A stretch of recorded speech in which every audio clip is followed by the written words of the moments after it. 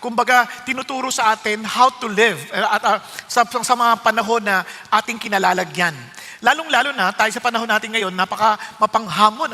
Kasi maraming tao nga nag-aalala eh. Ano na mangyayari sa atin? Ano na mangyayari sa ating kinabukasan? Na kung mamarapatin nyo lang po, ayusin ko lang muna po itong ating PowerPoint. Gawa ng mali po ang pagkakabukas. Anyway, ayan po. Now, alam nyo sa panahon natin ngayon, sa sobra ng mga hamon na hinaharap, pati yung ating kaba ay may presyo na. No? Nakita ko lang, napansin ko lang, sa isang jeep daw ito ang nakalagay. Minimum fear, 11 pesos. No? Kasi sobrang takot na ng tao eh. Yan po nakalagay doon sa may jeep. No? Kaya sabi ko, wow, ganun na pala yung kaba ng tao. Hindi lang yun. Naghahangad na sila dahil taas ng gasolina. Naghahangad na tuloy yung ibang tao kung pwede lang, hybrid na lang ang sasakyan.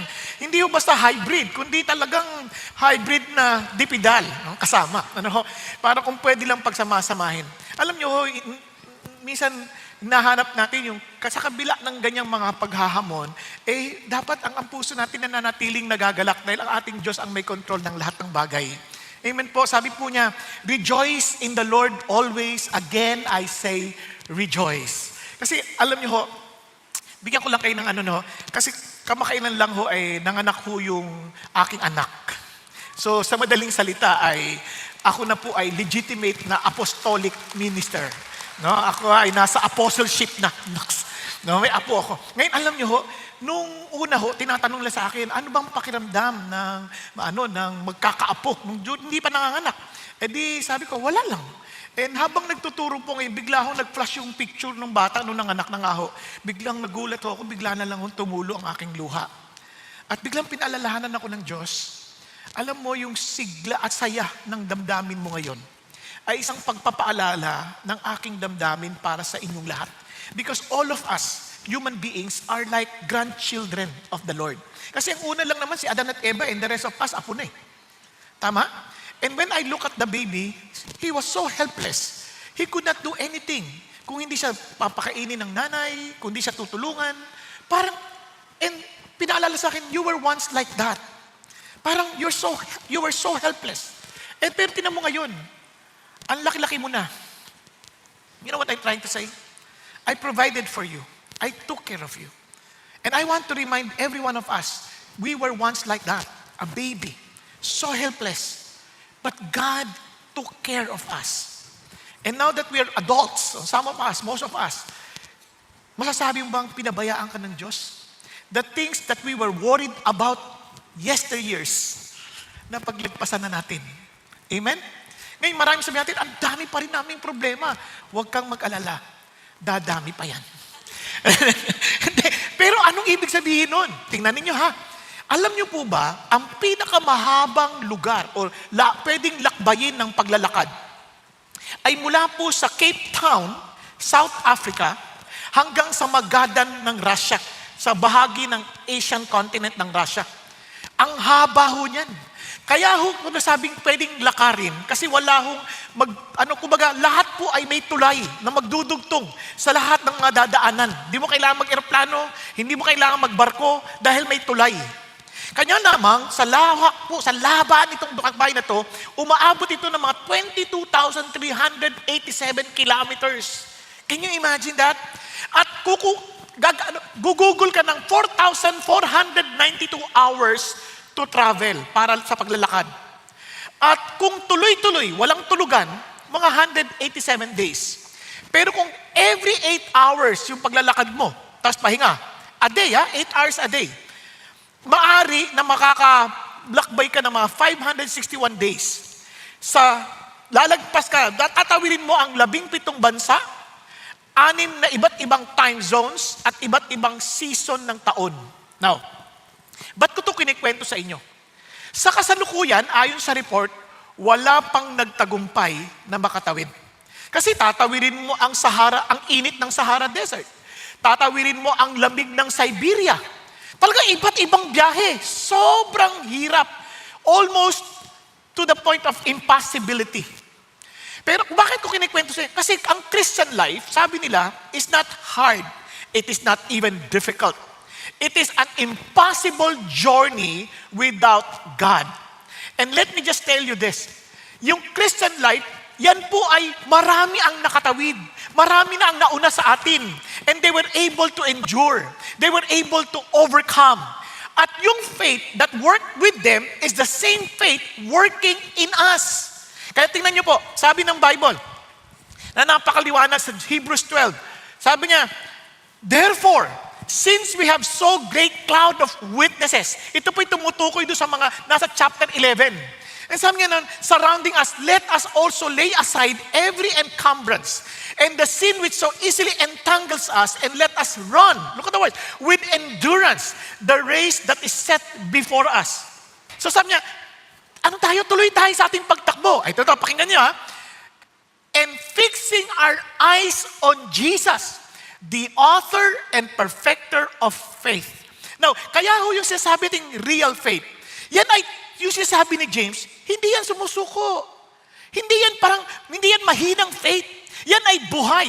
Pag tinignan nyo ng mabuti, tingnan nyo, si Jesus mismo, yung pong pinaka-object ng faith, siya rin ang may akda, at siya rin ang magpapaganap ng pananampalataya na yan. Kaya nga ho, tingnan ninyo, sabi niya, siya na-endure niya yung hostility ng mga makasalanan, laban sa kanya, pero napagtagumpayan niya yun. Kasi nasabi niya, kaya tayo rin, walang dahilan para sumuko. Kaya tingnan niyo yung summary, para mabalikan lang natin. Yung totoong pananampalataya, hindi yan sumusuko. Nagtutuloy-tuloy yan. At kayang sumunod yan sa salita ng Diyos. Balagi natin nasasabi, hindi namin kaya, tao lang kami. Of course, hindi natin kaya kung tayo lang. But the faith that we receive from Jesus, the faith that He authored, the faith that He is perfecting, is a faith that obeys God's word. Hindi lang yun. Hindi madaling magmahal ng walang favoritism. Come on. If we're honest, we are prejudiced people. Lagi tayo, mukha pa lang tinitingnan natin, ay, ano yan, hindi mabuting tao yan. Wala pang ginagawa. Itsura pa lang. Di ba? Kaya doon pa lang alam mo na kagad na imposible yung sinasabi ni James. Yes, it is really impossible. Kung wala ang Diyos, hindi natin kakayanin yan. But the faith we receive, we do the impossible. Tingnan nyo, it proves through works. Hindi lang yun. Controlling the tongue? Naku po, ang hirap mag-control ng tongue. Who can tame the tongue? Every one of us stumbles in that area. Pero sabi ng Diyos, once that faith is perfected, magugulat ka how your tongue is being controlled. And ito pa, sabi ganun, and it chooses God's wisdom na hindi earthly, hindi selfish, hindi natural, hindi demonic. Kasi pag selfish at saka may bitter jealousy, naku, sabi niya, ano yan, either earthly yan, o kaya natural, or demonic yan. But the wisdom I'm telling you is pure, peaceable. Wow, talagang sobrang nakakatuwa na it's beyond us. And it submits to God's ways, surrenders to His sovereignty, and now is patient and prayerful. What does it mean? It only means that we can experience God's power. Nasusundan po natin. So doon tayo magfo-focus. And maybe to some of us, biglang nasasaktan tayo, parang ang tagal naman, yung tagal ko ng Christian, pero parang walang nangyayari sa akin. Isang posibilidad, baka mali yung faith na pinangahawakan natin. Ang isang posibilidad, totoo, pero hindi mo kailangan magmadali. Bakit? Naalala niyo ang may akda ng James? Sino? Si James. At si James, siya yung half-brother ni Jesus na hindi naniniwala kay Jesus. Pero eventually, naniwala din.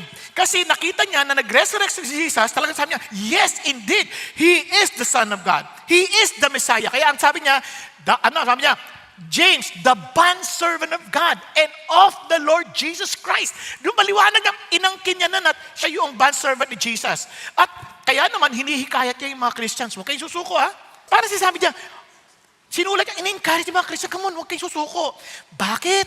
Kasi yung faith natin na totoo will persevere. Now, listen. Maraming mga tao, di ba, ewan ko, kung tatanungin niyo po yung mga farmer, ewan ko kung familiar kayo sa Chinese bamboo. Sa Chinese bamboo. Yung Chinese bamboo, pag yan ay tinanim mo, pag nakita mo yan, parang ang tagal. Parang unang taon, parang wala. Pangalawang taon, parang wala pa din. Pangatlo, pang-apat, parang ang ganyan lang, ang liit-liit lang. Pero pagdating ng ikalimang taon, maya magugulat ka. Doon sa ikalimang taon, in 6 weeks, bigla lang mo siyang uusbong ng napakabilis to 80 feet in just 6 weeks. Ang tanong, lumaki lang ba yung bamboo in 6 weeks? Obviously not. Kasi sa ilalim, pinalalago yan ng Diyos. Kung mayroong lumalalim na ugat. And minsan, ganun din sa Christian faith. Minsan parang walang nangyayari. Bakit ang daming ang tagal. Huwag kang mag-alala. May ginagawa ang Diyos sa'yo. Hindi mo lang alam. Bigla ka lang magugulat. Oo nga, no? Ito, para naman ma-encourage kayo ng konti. Alam niyo, isa sa pinaka-struggle sa akin, mainitin po ang ulo ko. Madali po akong magalit, nambabatuho ako kung nagdadrive ako, nangahataw ako ng side mirror pagka nagka-counterflow. At huwag kayong mag-alala, Christian ako at pastor na, nangahataw pa. Para ako nagpipreach, Papa, in the name of Jesus, mga ganyan. No. So, minsan tinatanong ko yung sarili ko, Lord, totoo ba ako? Lord, baka naman wala akong karapatan talaga. Ang tagal ko yung tinataglay. Pero mayat-maya nagpe-pray ako, nagpapasalamat ako sa Diyos na alam ko babaguhin niya ako. Alam nyo, bigla na lang hindi ko maintindihan. Parang ba't hindi ako nagagalit? Malapit na ako mainis dahil hindi ako nagagalit. Ano nangyari sa akin? Parang, bakit gano'n? Dati nagpipreach ako habang nagdadrive. Siyempre ako lang makausap ko sarili ko. Pero, surprisingly, binago talaga ng Diyos. Sabi ko, anong ginawa ng Diyos? Bakit ganon? Anong nangyari? Hindi ko maikikwento sa inyo muna ngayon, pero pag nagising ka na, kikwento ko sa'yo. Pero what I'm saying is this, wag na wag kang susuko. God is doing something in you. And I believe, kaya naniniwala ako sa prinsipyong 2 steps forward, 3 steps forward, 2 steps back. Then 3 steps forward, 2 steps back. Tama? Ibig sabihin, kahit na umuusad ka, kahit pa isa-isa lang, alam mo, totoo yung faith mo kasi umuusad ka. Are you following? Pakisabi sa katabi mo, huwag kang ma-discourage ha. Kasi totoo ang ating pinaniniwalaan. Totoo si Jesus. Okay? Ngayon, tingnan ho natin ito. Kapag dumadaan na tayo sa napakaraming mga pagsubok, dahil lalo na sa panahon natin ngayon, gusto natin lahat instant eh. Di ba? Instant noodles, instant mga instant coffee, di ba? Lahat, ang dami gusto natin instant. Pati sa, lalo sa wifi, gusto natin mabilis pag nagbabuffer. Ano ba? Ang tagal naman yan. Galit ka na kagad sa PLDT, galit ka na sa kung ano-ano. Inaaway mong Globe, inaaway mong Smart. Kasi ang tagal eh. Unang-una, wala ka namang subscription, mahiya ka nga. Gagalit ka ba? So, nagmamadali tayo lagi. So, yung ating kultura, parang ini-encourage na parang lahat nagmamadali. So, tuloy, alam nyo ba, ang speed, kaaway ng Diyos yan. Kasi ang sabi ng Diyos, they that wait upon the Lord shall renew their strength. They will mount up with wings like eagles. They will run and they will not get tired. They will walk and they will not get weary.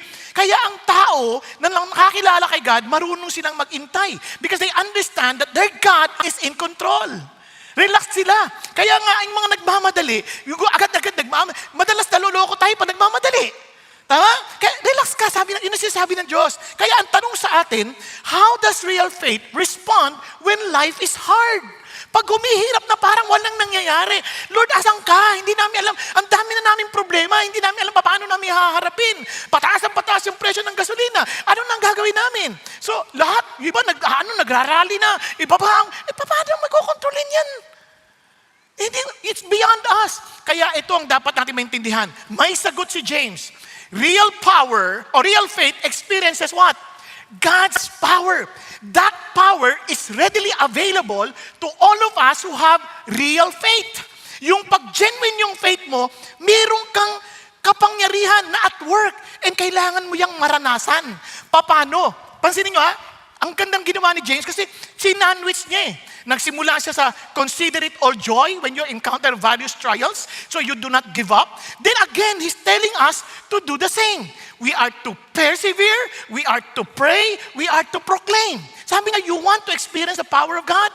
Then real faith will persevere. Real faith will pray. Real faith will proclaim. Hindi siya natatakot sabihin kasi totoo yung kanyang pinananampalatayaan ng Diyos. At siya ay hindi mo kailangan magdalawang isip. Kaya you are so confident to proclaim about Him. Now, tingnan po natin to. Let's start with the word persevere.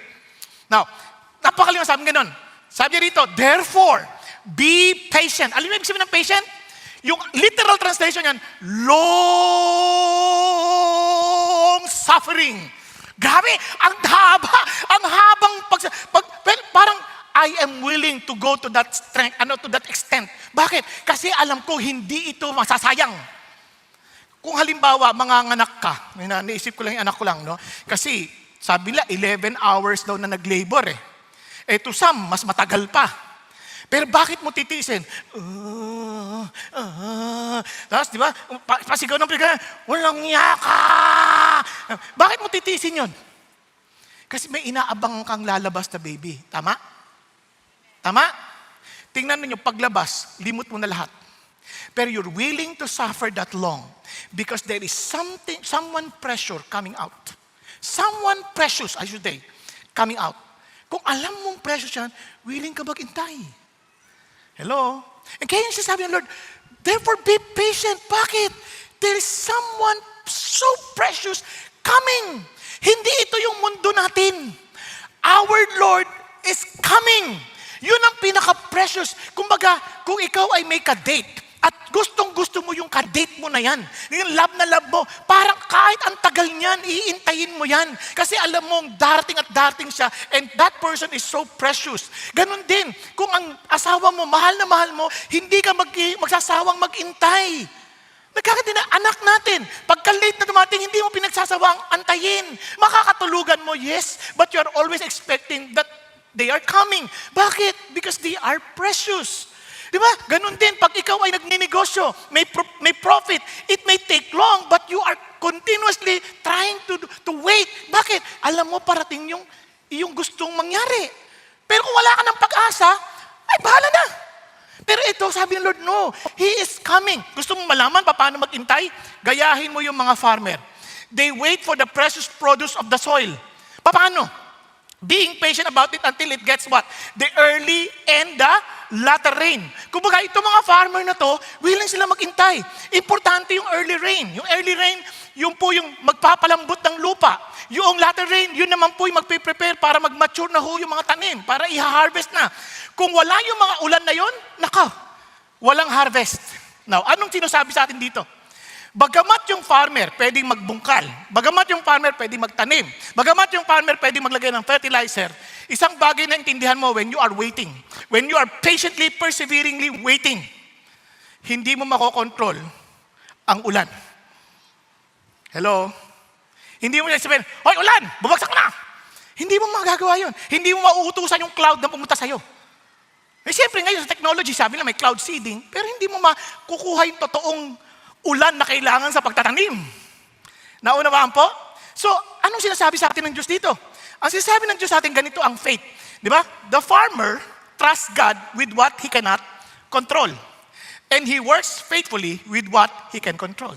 Because faith does the same thing. Faith is not learning how to control God's timing. Faith is learning how to trust God's timing. Hindi mo man agad makita yung resulta, relax ka lang. May timing ang Diyos. Okay tayo? Pakisabi sa katabi mo, huwag kang magmadali. Matatapos din yan. May timing si God. Huwag kang magmadali sa mga pinagdadaanan mo. Titigil din yan. Di ba?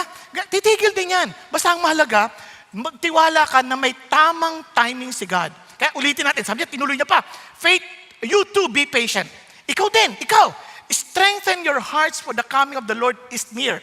Look at the words. Yung word na strengthen your hearts, ang ibig sabihin, establish your heart. God said, build up your heart. What God is saying is that He's not always changing our circumstances. He's not trying to fix our circumstances. He's trying to fix us. Yung ating karakter. Kaya nga, establish your, kasi itong totoo. Yung problema, yun ang naglalabas kung anong laman ng puso natin. Sabi nga ng isang author, crisis does not make a man. It only shows what man is made of. Di ba? Kaya alam mo kung ano yung laman ng puso mo, lalabas yun sa panahon ng may pressure. Kahit na tingnan nyo, yung mga tao, magpupuri sa Panginoon niya, talagang pasayaw-sayaw, pang ganyan, no? Mamaya, gulatin mo, lalabas yung laman ng loob. Subukan mo lang, takutin mo lang. Lalabas yung katotohanan. Di ba? Kaya maraming tao, parang ano sila, okay sila, parang ang bait, praise God, hallelujah. Nung naapakan na, pag malambot pa, ganun, lumalabas ang katotohanan. Para yung toothpaste pag pinisil mo, kung ano yung laman sa loob, yun ang lalabas. Kaya minsan nilalabas yun ng Diyos, hindi para hiyain tayo, kundi just to show us where God wants us to become better. Okay tayo? Hello? Kaya tingnan nyo, pagtaas ang gasolina, dali sabihin, the Lord provides. Yun kung meron ka. Biglang wala, biglang tumaas yung gasolina. Ay, nako, ano ba yan? Sisisihin na si Trump, sisisihin na si Netanyahu, sisisihin na si Khamenei. Di ba? Kung sino-sino na sinisisi. Sisisihin ng presidente, sisisihin ng ang mga nasa gobyerno. Hindi. Ang Diyos may hawak sa lahat. Naunawaan? Establish your heart. Learn. Ano yung dapat natin matutunan? Di ba? Kasi trials reveals what is inside us. You see, God is not not to fix our circumstances. He is what? To form our character. So tuloy tayo sa verse 9. Kaya do not complain, brethren, against one another, so that you yourself may not be judged. Behold, the judge is standing right at the door. Ano napansin niyo? Pag nape-pressure tayo, sino sinisisi natin? Sa bahay, pag malang kakainin, kanya-kanyang sisihan na yan. Tama? Hindi ka kasi nagtatrabaho kulang kinikita natin. Away na yan. Teka din, sino ba nagpo-provide? Si Lord. Hindi naman yung asawa mo Hindi yung kumpanyang pinagtatrabahuhan. Si Lord ang nagpo-provide. Kaya huwag nating isipin na tayo ang nagkumikilos, kaya tayo Of course, pag tayo ay masipag, sabi ng Diyos, bibigyan niya tayo. Kasama yan sa kanyang rules Pero, siya pa rin ang nagpo-provide. Naunawaan? Kasi yung farmer, masipag sila, pero pag di umulan, paano? Si Lord pa rin ang magpo-provide. Kaya, kinan nyo alam nyo ba yung salitang do not complain? Ang ibig sabihin niyan, umiikot ang mata. May sabihin, mag-aral kayo para magandang kinabukasan nyo. Yan na naman. Kita mo ang hirap ng buhay natin ngayon? Ganun, umiikot yung mata. Tama? Ibig sabihin, kayo, magtrabaho kayo para may kakainin tayo. Yan na naman. Sa totoo lang, reklamo tayo na reklamo. Kaya pati sa mga boss natin, hindi naman tumataas yung sweldo namin, ikutan na may mata. Diba? Bakit? Alam niyo bakit? Kasi we are always looking at each other when problem comes. Doon lumalabas. Kasi yan, yung ating attitude, yung pag-grumble, yung pagkureklamo, is actually a sign that our hearts are impatient. Parang impatience na yun, ay nagpapakita lang na wala ka rin pasensya sa Diyos. Nanuan?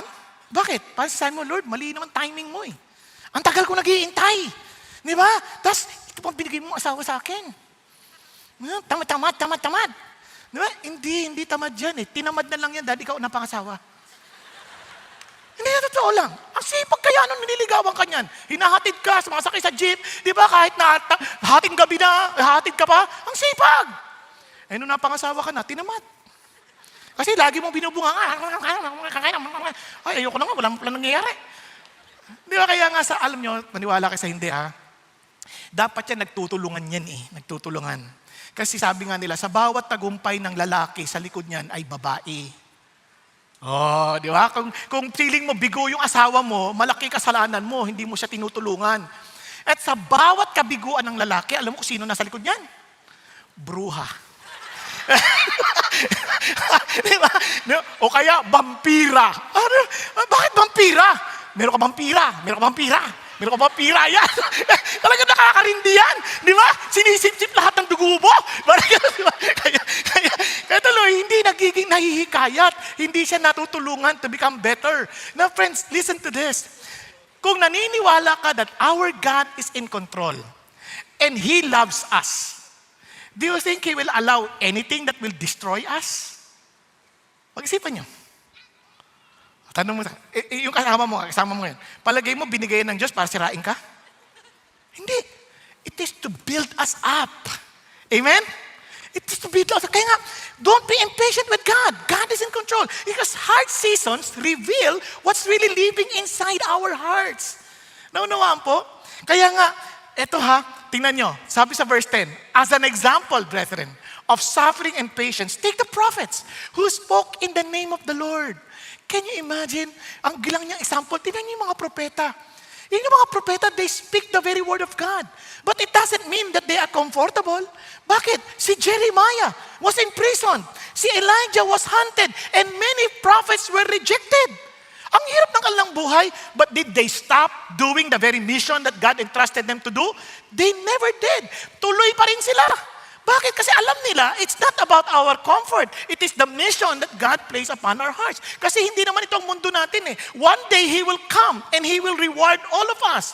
Diba? Kaya nga, tatandaan natin ito minsan, ginagawa sa amin, Lord, ang faithful ko sa iyo, tapos ganito pa nangyayari sa amin. Friends, faithfulness never guaranteed comfort. It has always guaranteed God's presence. Maintindihan nyo yan. Mag-handle kayo ng D-group. Ano ba to? Akala ko, be-bless kami. Una, parang ako, bless ako, nag-attend ako ng D-group, nakakatuwa. Naghahanda ka na ngayon, nagluluto ka na, ini-invite mo sila. Tapos biglang hindi darating. Something came up. Nakaluto ka na. Tapos, but sana ko isa lang, mamaya, nagte-text isa, something came up. And nobody came up. Lahat, bakit ganyan? Di ba? Sunod-sunod. Nung una, exciting. Pangalawa, parang pahirap ng pahirap. Yung iba naman, magdadala na ng food, nakaka-excite. Yung iba, pag marami na nakikita pagkain, hindi na nagdadala. Nag-uuwi na lang. Di ba parang, ay ano na nangyari sa amin? At itong maganda, nag-aaral ka. Paghahanda mo sila, magre-reklamo pa sila sa turo mo. Nakakaantok naman siya magturo. Inuulit lang yung sinabi no Sunday. Di ba? Parang hindi man lang na-appreciate yung effort mo. Huwag kang mag-alala, hindi sila ang judge, si Lord. You may not see immediately yung gagawin ng Diyos sa atin. He's fixing and continually forming our character. Kasi nga, ang importante, yung presence ng Diyos. Yun yung iiyak ka, Lord, grabe, nahirapan na po ako. And you would sense the very loving embrace of God. Yun ang isang bagay na hindi mo may pagpapalit. Now, in verse 11, we count those blessed who endured, who have heard of the endurance of Job. Biglang ginamit niya si Job. Kasi grabe yung pinagdaanan ni Job. And I've seen the outcome of the Lord's dealings, that the Lord is full of compassion and is merciful. Pag binasa mo yung Bible, walang kasalanan si Job. He was so faithful to God. And yet, in one day, he lost everything.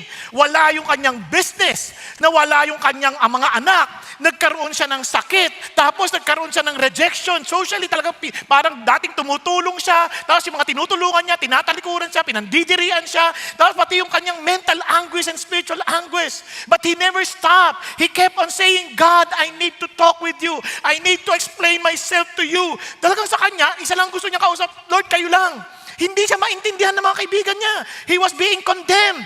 Diba? Yung pinagdadaanan mo kasi makasalanan ka, kasi walang niya ka, kasi maraming pinalilamangan mo kapwa mo. Hindi mo, hirap na hirap ka na, tapos pinagbibintangan ka pa. Hindi madali yun. And sa lahat ng bagay, alam nyo, kapag may pinagdadaanan ka, tapos ikaw pa yung dinidiin na paano, ikaw may kasalanan, naku, parang wow, ayoko na nito. Pero amazingly, si God, pwede naman siyang pabayaan na eh. Pwede sabihin, bahala ka na sa buhay mo. But God never did that. Anong ginawa niya? God Himself appeared to Job. At sabi niya, then Job answered, nagpakita na si God sa kanya. And Job answered the Lord and said, I know that you can do all things and that no purpose of yours can be thwarted. Hindi pwedeng pigilan ng layunin mo, O Diyos. Who is this that hides counsel without knowledge? Sabi tuloy ni God, therefore I have declared that which I did not understand, Lord. Sorry, Lord. Marami akong hindi naiintindihan. Because at first He was trying to say, Lord, wala akong ginawa. Ito ako, mabuti akong tao, pero ito nangyari sa akin. Lord, you have to explain this to us. Marami sa ating ganyan. Lord, hindi namin naintindihan anong ginawa namin. Anong kasalanan namin? Paliwanag mo. Di ba? Yung iba pa sa atin sabihin, pagdating ng araw, pag nakita ko si God, ang dami kong tanong. Hindi totoo yan. Pag nakita mo si God, tulad lang din ni Job. Sabi niya, Lord, marami po akong hindi naintindihan. Too wonderful for me, which I did not know. And sabi niya, hear now, and I will speak. I will ask you, and you instruct me. I have heard of you by the hearing of the ear, but now my eyes sees you. Therefore, I retract, and I repent in dust and ashes. Kung alam lang natin, yung alam ng Diyos, hindi ka na makakapagsalita. Kasi sa totoo lang, Ang ganda ng huling salita ni God dito, ni James dito eh. Balikan lang natin ha. Ano sabi niya sa James? Verse 11. Ito yung pinakasusi.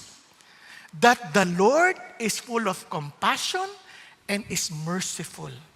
Hindi man natin maintindihan ang kanyang ginagawa, isang bagay na tiyak ako. Without God's compassion and mercy, we're all dead. Tapos na tayo. Kaya nga ho, itong kantan to, isa sa mga paborito ko itong kanta eh. Pero itong kantan to, papaalala sa atin, walang bagay nangyari na hindi mabuti. Narinig niyo na itong kanta na to, di ba? Hindi ba? Alam niyo to, hindi niyo lang maalala. All things work for our good. O, naalala niyo na? Hindi pa rin. Though sometimes we don't see how they could. Struggles that break our hearts in two. Sometimes blind us to the truth. Okay? Naalala niyo na? Hindi mo maalala, nakatulog ka eh. Our Father knows what's best for us.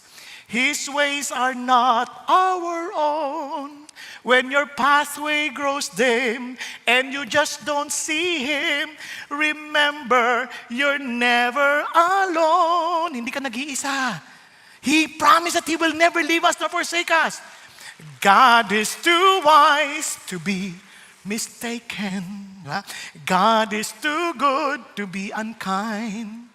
So when you don't understand, when you don't see His plan, when you can't trace His hand, trust His heart. He is compassionate and full of mercy. You can trust the heart of God. He cares and loves us. Kaya alam niyo po, minsan nakakalimutan lang tayo magpasalamat eh. Yung asawa ko nakakainis na eh. Ano ka ba? Unang pasalamat ka, Lord. Thank you, binigyan mo ako ng asawa because sabi mo, he who finds wife finds favor of you. Isipin mo naman, tingnan mo nga yung sarili mo. Bakit ka pagbibigyan ng asawa para makasama mo lang habang buhay at para magdusa? Hindi, yung asawa mo, hindi ikaw.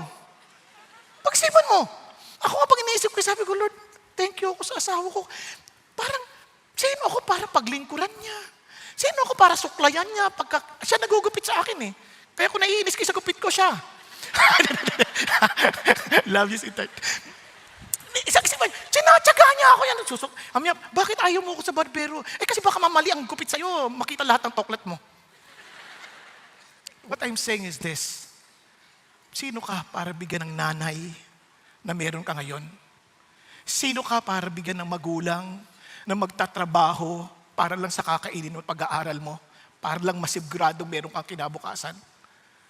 Sino ka para bigyan ng anak para maging kasiyahan mo at minsan nauutusan? Sino tayo?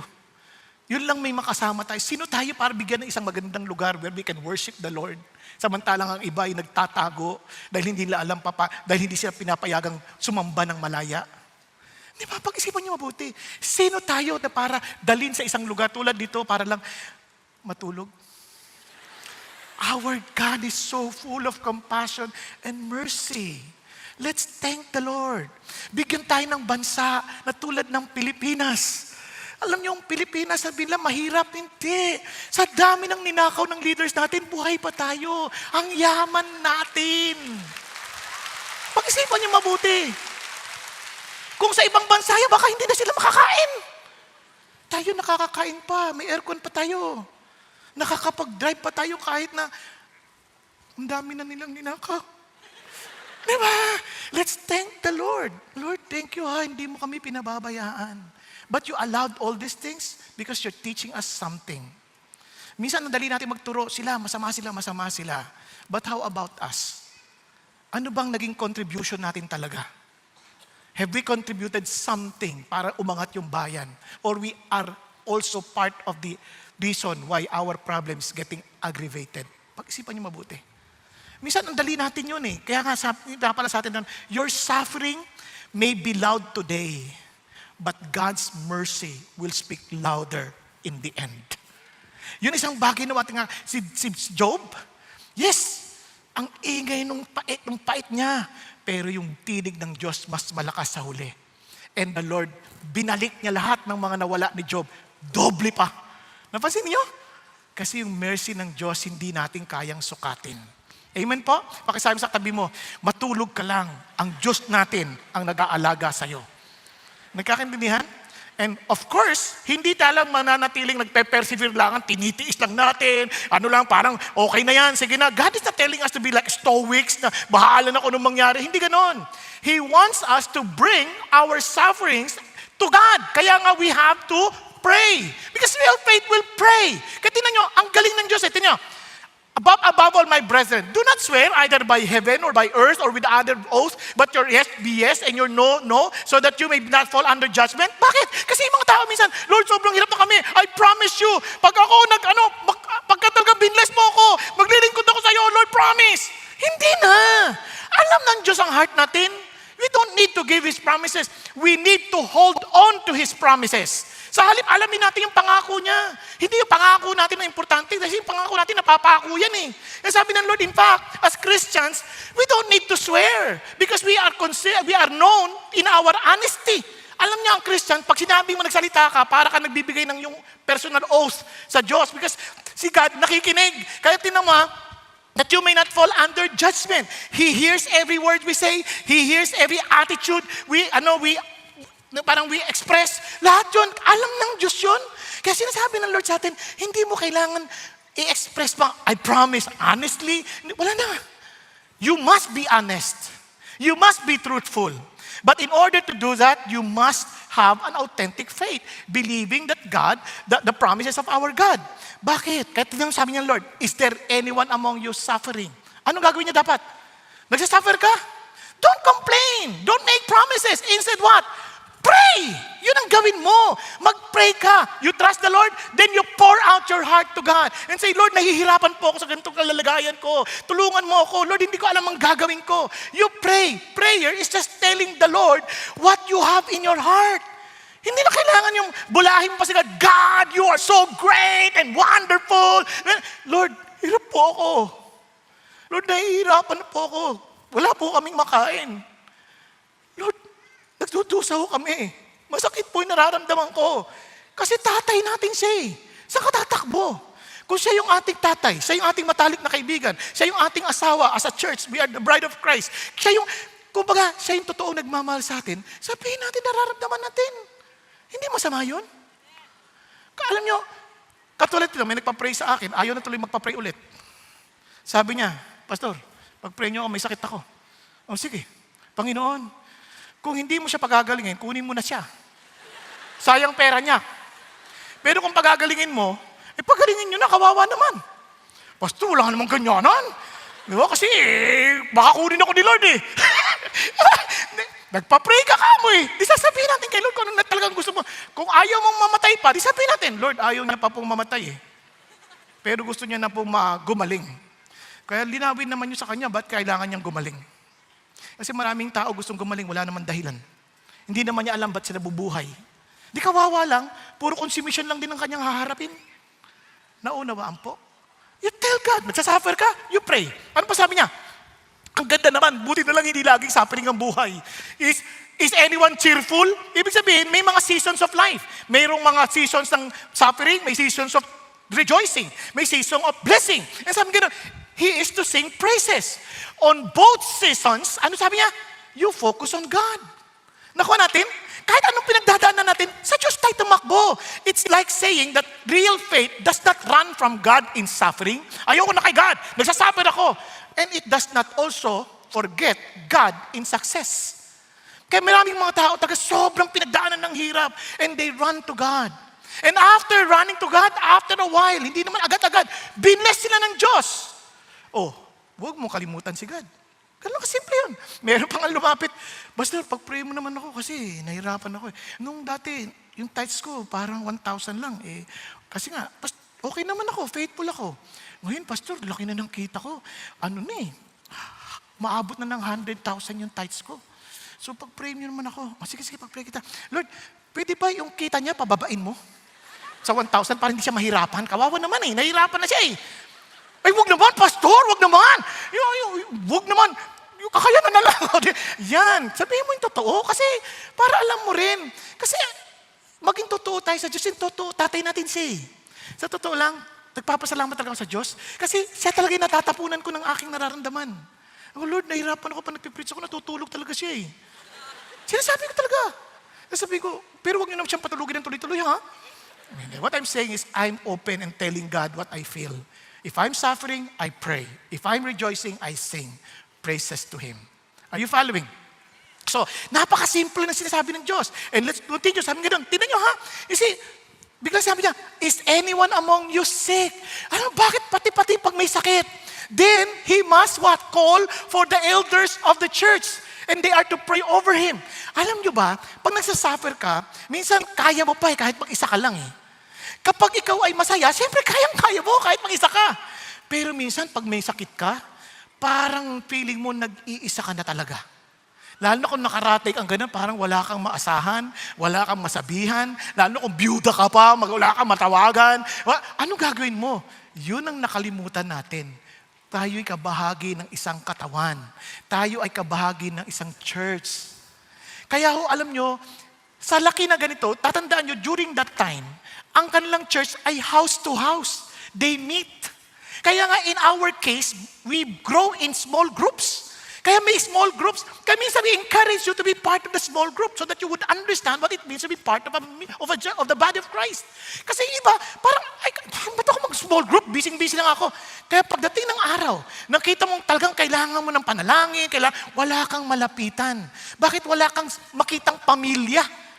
Wala kang makitang pamilya kasi we need to understand that we are not alone. Yes, God's presence is there. But one of the manifestation of God's presence, alam nyo ano? His body, the church. Ang sarap nun na meron kang kapatid na alam mong kasama mo, nagpipray kaya. Sabi niya, then he must call for the elders of the church. Yung mga sa small group, yung mga leaders, puntahan ka, ipag-pray ka. Hindi mo kailangan yung pastor. But in the body of Christ, in the smaller settings, andyan sila, they can pray for you. Those who are ahead of you, those who are more matured in the relationship with God. Nakaka-encourage kaya. Ngayon, ito na sabi niya, and they are to pray over him, anointing him with oil in the name of the Lord. Anong gagawin natin? Since we're part of the body of Christ, ano sabi niya? Tingnan niya, you pray for the sick, then you anoint with oil. Ano ibig sabihin ng anoint with oil? Dalawang ibig sabihin. During the days of Jesus Christ, yung oil, medicinal yan. Naalala niyo yung Good Samaritan? Nung meron siyang na hold up, ano ginawa niya? Pinahira niya ng oil. Dala niya lagi yun. Kasi to them, it's medicinal. At the same time, yun din ang isang paraan parang to remind them of the presence of God. Kasi it symbolizes the Holy Spirit. So ang idea, parang gusto kong i-encourage ka, okay lang. Kung ang gusto ng Diyos sa'yo ay mapadoktor ka, nandito kami, sasamahan ka namin kung kinakailangan. Kung kailangan mo ng gamot, nandito kami, tutulungan ka namin. Pero ang iba, lalapit, kung kailan may kailangan, hindi sila kilala. Kailangan tulong po, nag-attend ako sa CCF. Saan? Kanino? Kaninong D-group ka?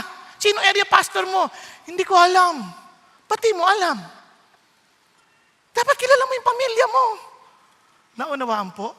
Sa dami ng manloloko sa panahon natin ngayon, yung ang bangko may sistema na, nagloloko pa Gagamitin pa yung bangko Sa church pa kaya? Alam niyo man, daming dito lalapit, pingin tulong. Kailangan namin ng gamot. Alika, bilang kita ng gamot. Ay, hindi ko, kailangan ko pera. Kala ko gamot kailangan mo. Hindi, pera po. Sige. Saan ka bang, ano ba sakit mo? Tingnan ko nga. Uuwi po kasi akong probinsya sige, hatid kita sa bus. Yung iba, hinatid na The following Sunday niya na naman. Bakit? Kala ko umuwi ka na sa probinsya. Di ba taga Bicol ka? Opo, pero bumalik po ako kasi parang walang gamot doon Naintindihan niyo ibig sabihin? Paano kung walang small group, wala accountability?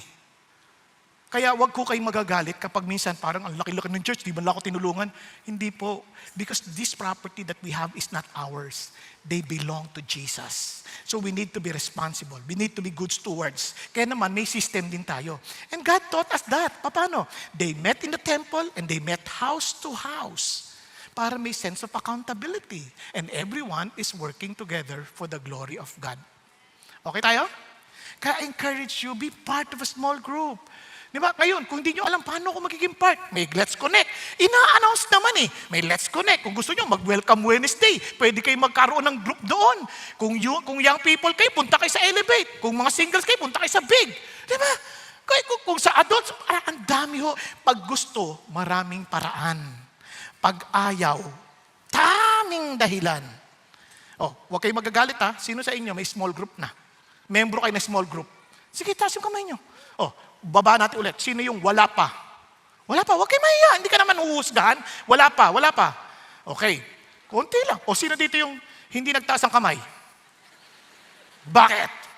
Ganun lang. Kasi alam nyo ho, it takes a lot of humility, it takes a lot of honesty to be part of a small group.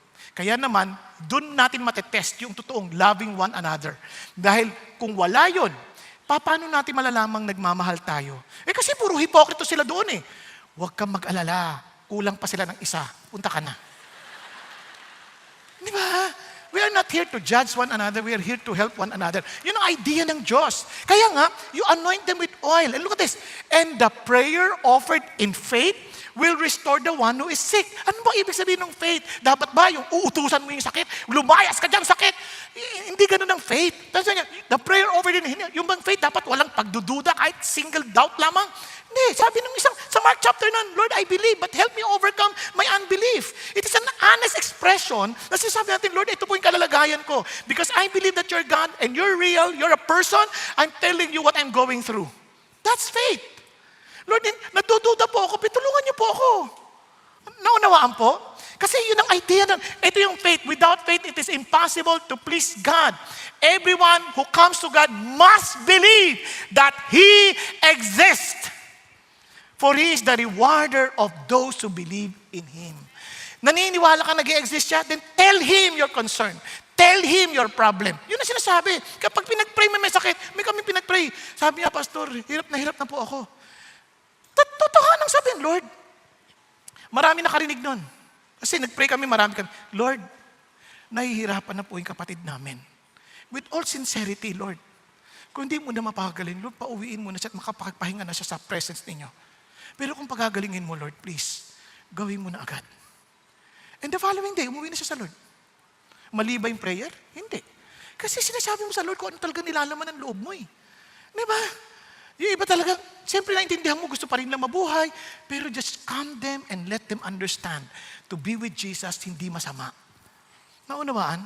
Kaya lang, ito yung kaya nga, yung promise will restore the one who is sick. Who will restore? Whether medicine yan ang gagamitin ng Diyos, doctor yung gagamitin ng Diyos, o ano man, sabihin mo pa rin sa Panginoon. Ang problema lang, minsan, nauuna yung advice natin kaysa sa prayer. Di ba? Brother, may sinisipon ako eh. Ay, wala yan. Pag-pray mo ako, ganyan pa. Pag-pray mo ako, tagal ng sipon ko. Isang linggo na, tsaka may ubo pa eh. Maglagundi ka lang. Advice ka agad eh. Pag-pray mo naman muna. Diba? Malay mo kung anong source ng kanyang ubo at sipon. Pag-pray naman ninyo kasi si Lord magtuturo sa atin anong gagawin. Hindi advice agad. Hello? Kasi mas magaling tayo mag-advise. Ang sakit ng tiyan ko. Ay, okay lang yan. Ano lang yan? Pahiram mo lang ng asaytili mansanilya. Agad-agad. Ganun agad. Bakit hindi? Humingi ng prayer. Di pag-pray mo. Tama? Andiyan pa kayo. So yun ang isang bagay na madisiplina tayong konti. Yung anak ko, nilalagnat, pag-pray nyo naman. Ay nako, tawa-tawa lang. Pagtawa-tawa na natin yung sakit. Di ba? Baka dengue eh. O tawa-tawa nga. Ay nako po, pagtatawa ng talaga tayo ng mundo. Parang mga Christian, may tawa-tawa talaga to. Hindi, makinig tayo sa Diyos. Amen? Mag-pray tayo. Then the Lord will lead us. Kahit na doktor pa yan, kahit na gamot pa yan, kahit na walang medical intervention, si God pa rin ang nagpapagaling. And the Lord will raise him up. And if he has committed sins, they will be forgiven. Ano sinasabi niya? Minsan yung sakit, may kasalanan na nagawa. Kasi nangyayari din yun eh. Kaya nga, ang karugtong niyan, kaya nga ang mahalaga ito, when we pray, the prayer of faith is not confidence in our ability to pray. Minsan ganun eh. Hindi ako marunong mag-pray eh. Hindi. It is confidence in God's ability to act. Naunawaan? Doon tayo nakafocus kay God. Kaya naman, the power of prayer does not come from a perfect faith. Why? The power of prayer comes from a perfect God. Naunawaan? Andiyan pa tayo? Si God. Now, tuloy tayo. Tingnan nyo kasi minsan yung sakit, dala din ng kasalanan. Kaya sabi nga ng ibang doktor, yung tinatawag ng psychosomatic illnesses, minsan because of too much worry, ng isip na apektuhan. Yung isip kasi, hindi lang yung parang inisip mo, may sakit ako, hindi. Meaning, it affects your mind, no? Yung iniisip mo. Kaya minsan, hindi na naintindihan na merong tinatawag na spiritual therapy. Meron ding sakit sa spirito. Kaya nagkakasakit ng tao. Kaya sabi niya, confess your sins to one another. Now, hindi sinasabi rito, ito yung basic principle para hindi kayo malito hindi sinasabi rito na kailangan makonfess mo lahat ng kasalanan mo. Hindi ganon. Public sin, public confession. Nagkakaintindihan. Private sin, private confession. Ang idea ng confession dito is that you affirm, you confirm, you agree. In other words, sinabihan ka na, mali ang ginagawa mo. Ang tigas ng ulo mo, hindi. Tapos kayo nagkasakit ka ngayon. Bigla ngayon, oo, inaamin ko na, nagkasala ako. Yon. Kasi sinabihan ka na eh. Yun ang idea ng confession dito. Hindi yung parang, kailangan ko confess mo lahat para gumaling na ako. Paano kung di ka gumaling? Ano niyo? Ang idea kasi dito, parang binalaan ka na, sinabihan ka na, mali ang ginagawa. Tinuloy mo pa din. Naintindihan? Andiyan pa kayo? Kaya sabi niya, so confess one and pray for one another. Tingnan niyo, he did not inassure na mahihil ka so that you may be healed. Naunawan. Kasi may mga pagkakataon na yung sakit na yan, hindi necessarily gagaling ka. Magagaling ka sa Diyos, sa langit ka na.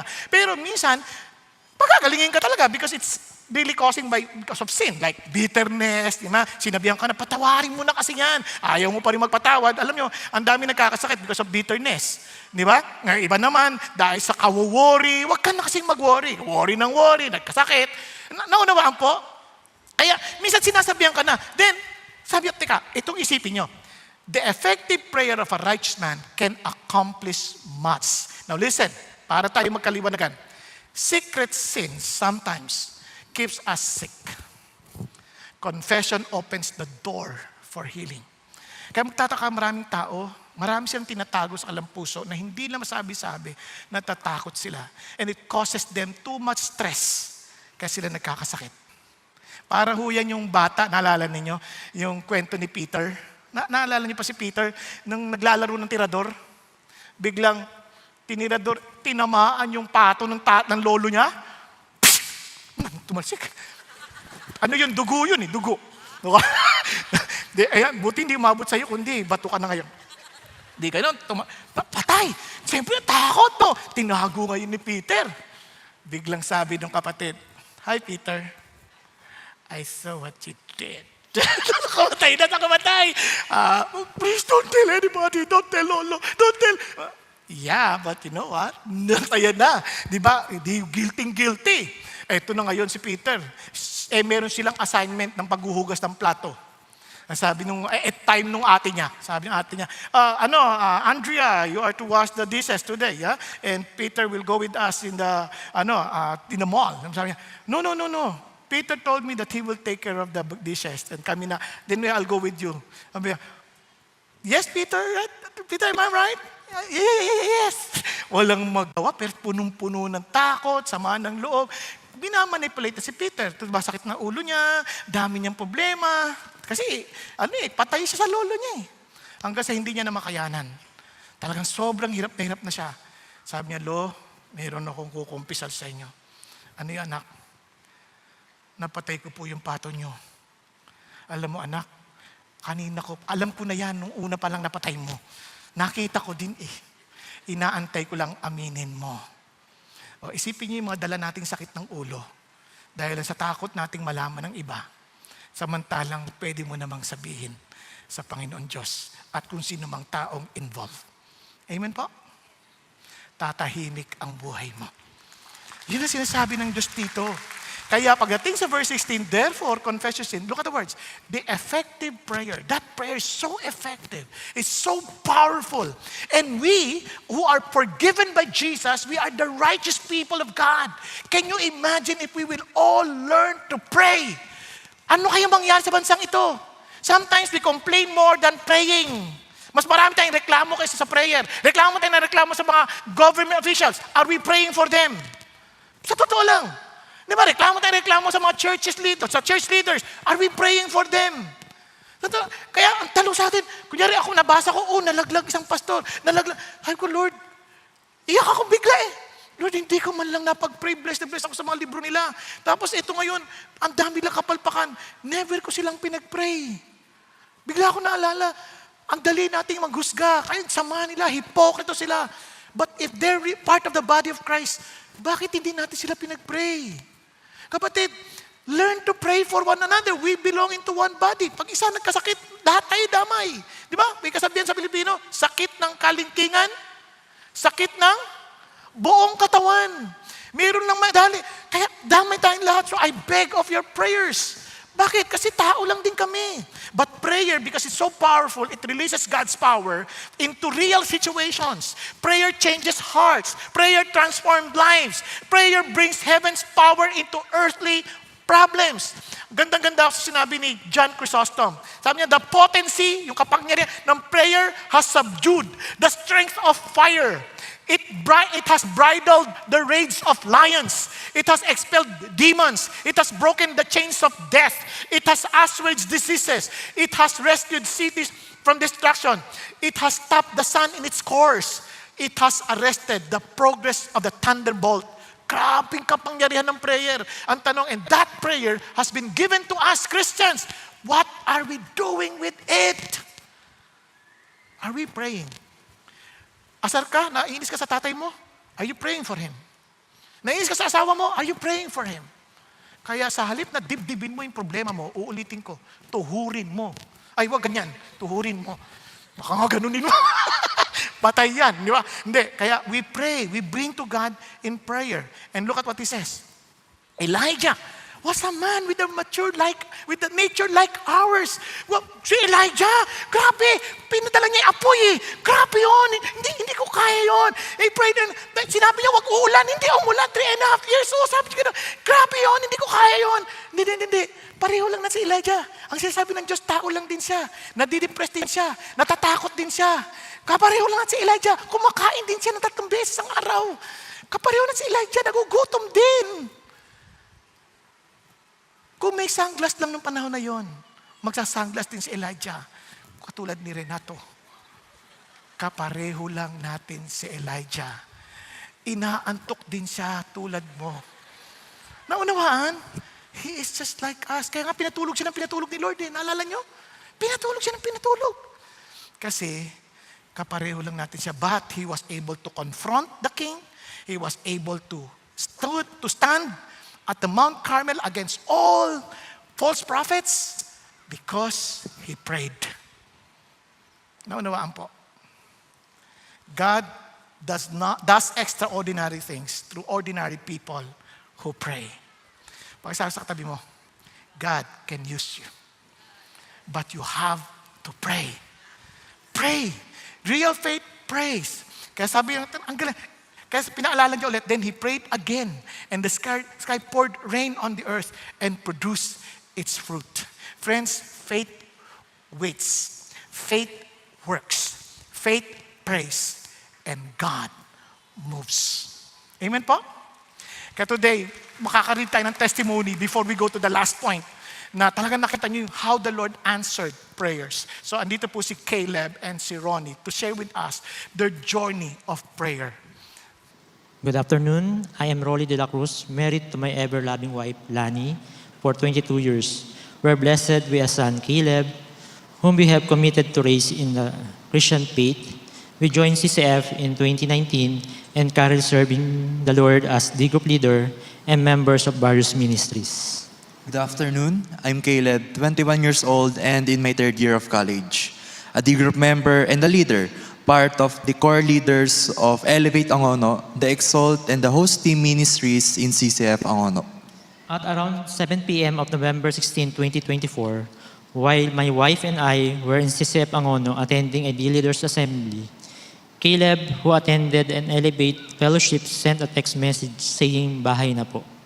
Everything seems fine, but when we got home, around 9 p.m., we saw Caleb lying on his bed with dried blood on his nose and vomit in the kitchen sink and toilet. Caleb was incoherent. I immediately called his group leader, and together we immediately brought Caleb to the nearest hospital.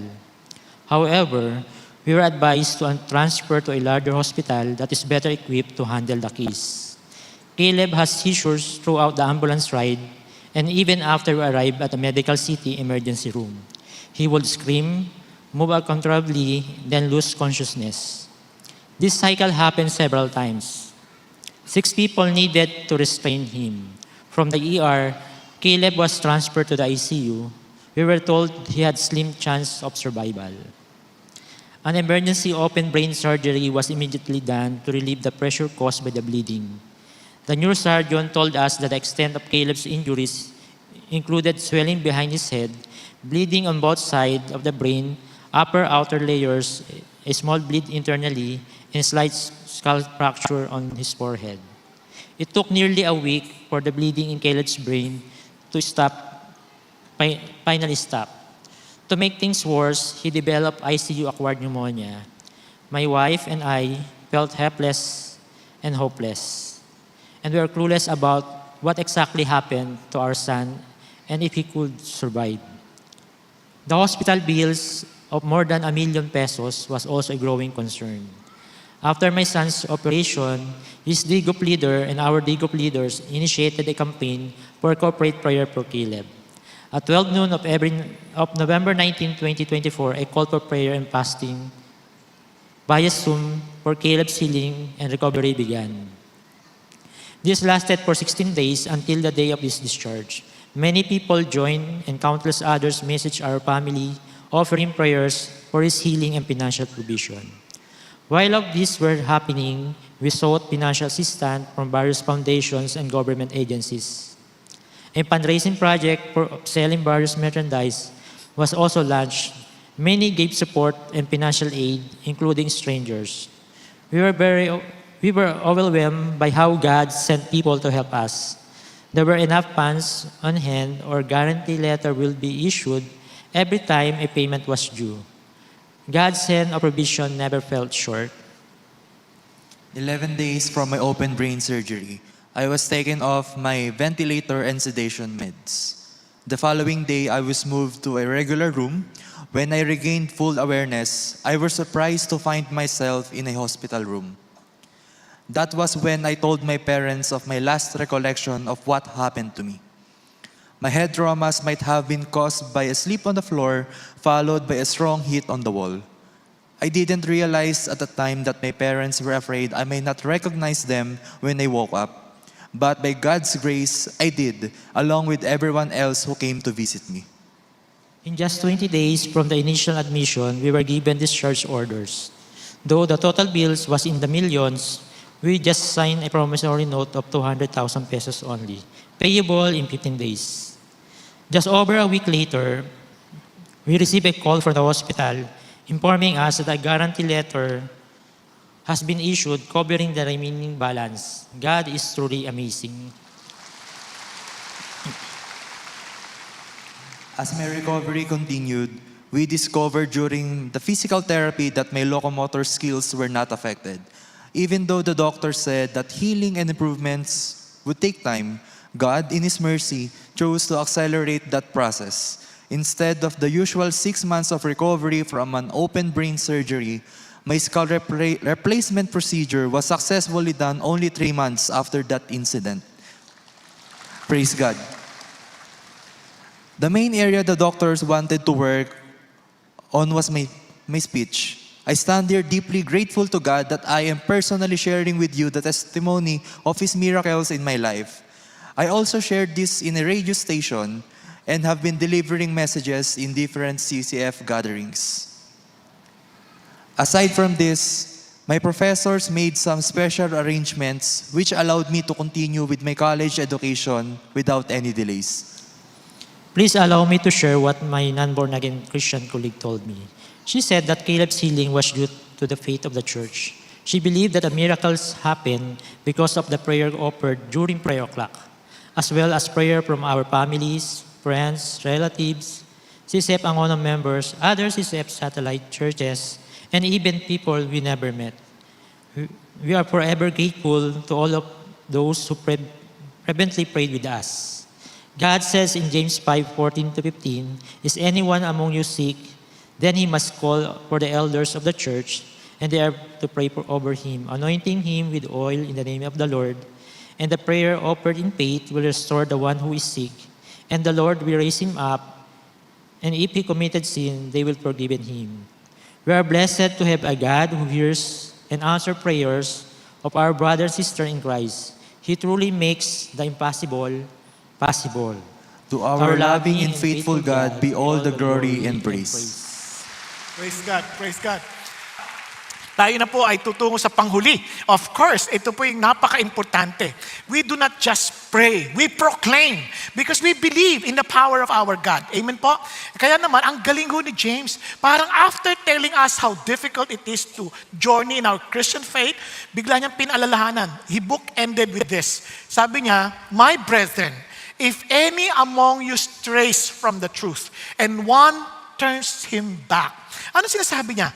Parang, listen carefully. Sinasabi niya rito, sabi niya, tingnan niyo yung tao hindi nagrebelde. Little by little, he strays from the truth. Na, alam niyo po, dito babantayan natin ang ating mga sarili. Kasi, bagamat yung faith ay totoo, minsan, kapag mali yung ating mga nasamahan, tandaan niyo, sabi rin ni Paul, bad company corrupts good morals. Hindi yan bigla. Unti-unti lang, a little compromise here, a little compromise there, magtataka ka ang layo mo na. Nakuha ninyo? Kaya yun ang isang bagay na dapat nating maalala. Kaya sa pinapaalala ng Diyos, yung mga distraction from God. Minsan, yung iba nga, hindi ko sa inilalahat, no? Iba, nagsimula muna, sige, ano na muna tayo, online na lang muna tayo. Again, hindi masama yun kung talagang hindi kaya. Ha? O dito man tayo. Kasi habang pinagagaan mo yung buhay mo, minsan hindi ko sinasabing lagi, minsan yung comfort, sinisira yung ating potential. Remember, may kasabihan na, comfort destroys potential.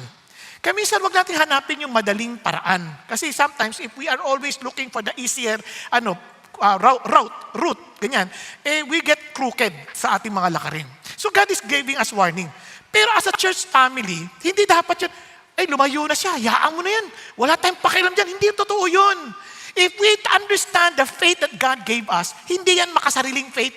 Lagi nag-iisip yan on how we can work together and finish the race. Tingnan nyo, sa Galatians, sabi niya, brethren, even if anyone is caught in any trespass, nakita mo nagkasala, ano gagawin mo?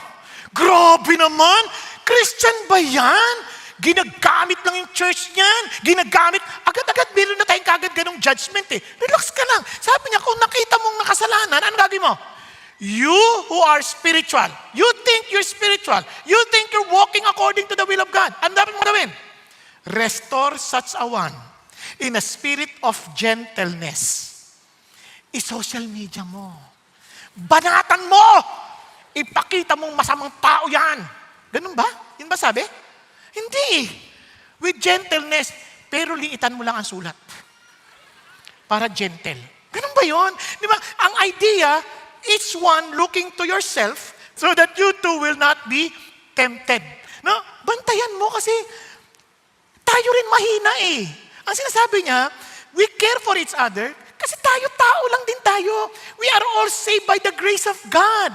We are not saved because we're good. We are not saved because we're self-disciplined. We are not saved because we are morally upright. No, we are saved because of the grace of the Lord. So let's be gracious with one another. Naunawaan? Minsan, Christian ka na, ha? Kapal ng mukha nito. Di ka na nahiya. Wag ganun. Be gentle. Kapatid, Christian ka na, hindi yan magiging mabuti para sa'yo. How can I help you? Di ba dapat ganun ang isip natin? Kahit sa mag-asawa, church ka pa, ha? Mga magulang nag-elevate ka, tapos ganyan ka. Wag ganun. Wag natin gamitin yung mga, parang tinutulak natin sila. Tinasabi ng Lord, bear one another's burdens and thereby fulfill the law of Christ. Ano sasabi niya? Magtulungan tayo. Magtulungan tayo. Kaya alam mo sakit eh. Minsan, sabi nga Christians are the only people who shoot their own wounded soldiers. Hindi ako payag. Kung masama yung tao, tulungan natin. Christian tayo eh. Naunawaan, huwag nating apakan. Kamali, sisiraan pa, aapakan pa. Wag. Tulungan natin. Mahina tayo. Kaya sabi nga ng Lord, di ba? Yung babae, caught in an adultery. Ano sabi niya? Nagsulat eh. Tapos biglang niya gano'n, sige, yung walang kasalanan siya, unang bumato. Unti-unti, nawala. Kasi ang idea niya, hindi ko siya sabing i-tolerate ng kasalanan. Kasi sabi niya ulit eh, sin no more. That worse will not happen to you. Tama? Sinabihan niya pa rin. But He's trying to help her to be restored. Kaya sa atin, yun ang ating iniisip. Kaya tinan niyo, sabi ng Lord, paalala niya, tinan niyo, let him know that he who turns a sinner from the error of his way will save his soul from death and he will cover a multitudes of sins. Bago mo maisip pa yung ibang tao, yun lang kapatid mo, nakasama na eh. Minsan kasi, di ba, pagka wini-win natin yung tao sa Lord, tuwan-tuwa tayo from sinful, very sinful guy, tapos naging Christian, hallelujah! Tapos pagka nagkasala, parang lahat na pinupuna, bakit ganyan ginagawa mo? Bakit ginagawa mo? Hindi ko alam eh. Hindi ko alam na ganun. Hindi pala tama yun. Minsan hindi pa nila alam. Kaya tinuturuan pa natin sila. Tama ba? Eventually, they will know. But even then, tulungan pa rin natin sila kasi lahat tayo merong mga bagay na it takes a lot of time bago magbago. Kaya nga nagtutulungan. O, naunawaan. Andiyan pa kayo. Now, tinan nyo ha. A healthy church, tanda natin to, does not ignore wandering believers. Nagkamali, mayroong mga question sa isip, biglang may napunta sa maling paniniwala. Hindi lang, relax lang. I-guide natin. Huwag nating i-condemn. False prophet ka! Huwag naman ganun. Tulungan natin. Matututo din naman yan eh. Dahan-dahan kasi they will understand the truth because they see the love of Jesus in us. Are you there? Are you still there? Now, para lalo natin ma-appreciate yan, let me just end with a story. Because a healthy church lovingly brings them home. Do you still find the body of Christ as your home? Alam niyo ba sa Tagalog yan? Tahanan. Yung matatahan ka sa mga mapag-iyak mo. Ang ginawa natin tirahan. Tirahan tayo ng tirahan. Wag, hindi yun ang ating hangad ng Diyos sa atin. We are a family. We belong to a loving family of Jesus. Hindi ko sinasabi na ito-tolerate natin ang kasalanan. What we're trying to say is, I'll show you that what's wrong and I'll help you to get back home. I'll help you to be on the right track. Are you following? Now, let me end. Naalala niyo itong kwento na to? Ito po ay kwento ni John, Apostle John, at ni Eusebius of Caesarea. Noong late na sa buhay ni Apostle John, kinento po ito ni Clement, no? At na-notice niya isang bata na with great potential. And that young man was passionate, energetic, and eager to follow Jesus. Sabi ni John, in-entrust niya sa isang pastor. Sabi niya, I commit this young man to you before Christ and the church. For a while, everything seemed to go well. Okay, nag-grow yung bata, tuloy-tuloy sa Panginoon doon. The young man was baptized and began growing in faith. But over time, something tragic happened. Meron pong isang hindi magandang bagay na nangyari. Dahan-dahan, nahulog siya sa mga maling kasama. Eventually, na-involve siya sa mga kriminal. Yung kanya pong puso tumigas at naging leader ng isang band of robbers na nagtatago sa kabundukan.